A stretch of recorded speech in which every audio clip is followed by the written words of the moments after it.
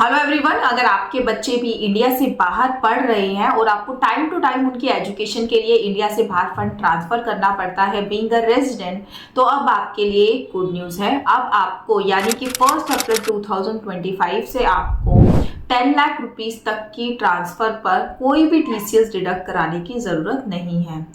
1 अप्रैल 25 से पहले ये जो लिमिट थी वो 7 लाख रुपीस की हुआ करती थी। 7 लाख रुपीस से ज़्यादा ट्रांसफर करने पर आपको 5% अपना टीसीएस डिडक्ट कराना पड़ता था। बट अब 1 अप्रैल 25 के बाद इस लिमिट को बढ़ाकर 10 लाख रुपीस कर दिया गया है। अब आपको 10 लाख रुपीस तक कोई भी टीसीएस डिडक्ट कराने की ज़रूरत नहीं है।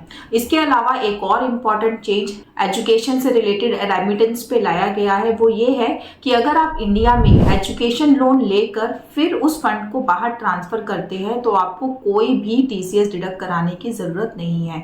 यानी कि आप उसको बिना कोई टैक्स पे करे इंडिया से बाहर फंड ट्रांसफ़र कर सकते हैं।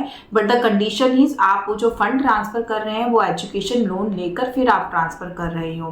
1 अप्रैल 25 से पहले जो ये रूल था वो ये रूल था कि आपको टैक्स तो डिडक्ट कराना पड़ता था, बट वो होता था रेट 0.5%। बट अब आपको इतना भी टीसीएस डिडक्ट कराने की ज़रूरत नहीं है और आप अपना easily and freely fund transfer कर सकते हैं आउट ऑफ इंडिया। तो ये है दो इंपॉर्टेंट मेजर चेंजेस जो कि बजट 2025 में लाए गए थे रिलेटेड टू एलआरएस यानी कि लिबरलाइज रेमिटेंस स्कीम के टैक्सेशन से रिलेटेड, और जो एप्लीकेबल हुए हैं 1 अप्रैल 2025 से। इसी तरीके की अपडेट्स के लिए टैक्स मुझको लाइक एंड सब्सक्राइब करना ना भूलिएगा। Thank you so much.